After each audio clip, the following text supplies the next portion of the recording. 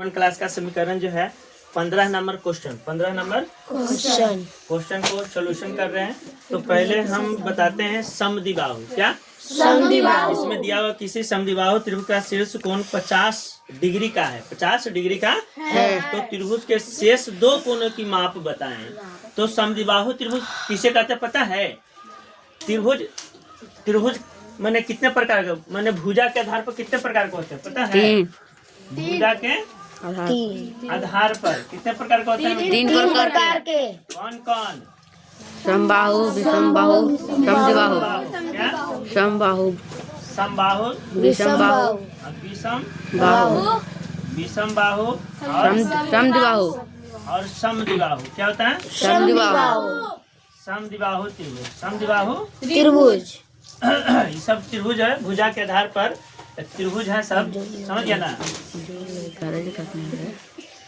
त्रिभुज त्रिभुज क्या? त्रिभुज है ना? Yes sir. त्रिभुज जो समबाहु त्रिभुज किसे कहते हैं पता है? नहीं, समबाहु वह त्रिभुज जिसकी सभी भुजाएं बराबर हो।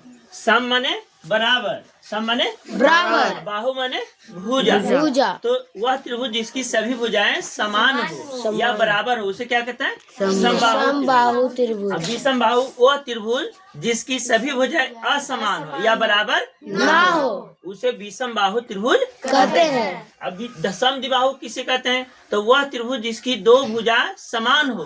सम माने बराबर, द्वि माने दो, बाहु माने वह त्रिभुज जिसकी दो भुजाएं समान या बराबर हो। समान या बराबर उसे क्या कहते हैं? समद्विबाहु। समझ में आ गया? तो समद्विबाहु त्रिभुज देखो, हम एगो जो कोण है वो शीर्ष कोण कितना डिग्री का है? 50 डिग्री का। इसको ए मान लेते हैं, इसको बी।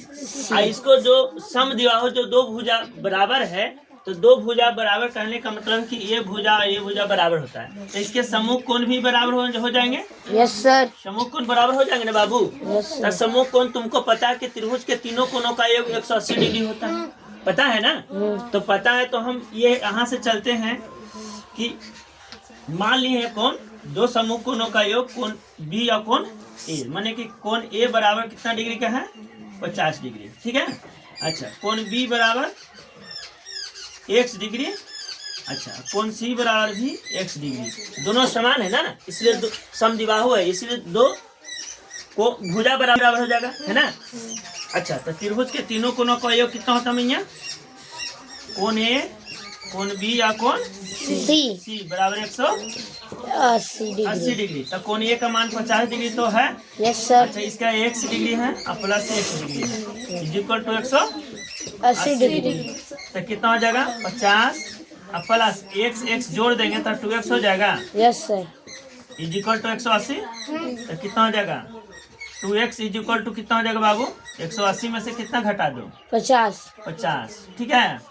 अच्छा, तो 2x इक्वल टू कितना हो जाएगा? 130 हो जाएगा। ठीक है।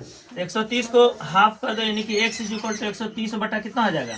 2 हो जाएगा। तो कितना कट के आएगा बाबू? 65। यानी कि x के मान कितना आ गया? 65 डिग्री। 65 डिग्री आ गया ना? Yes sir. चलो, x का मान गया 65, तो दूसरा का भी मान 65 आएगा। तो कोण बी बराबर कितना आ गया?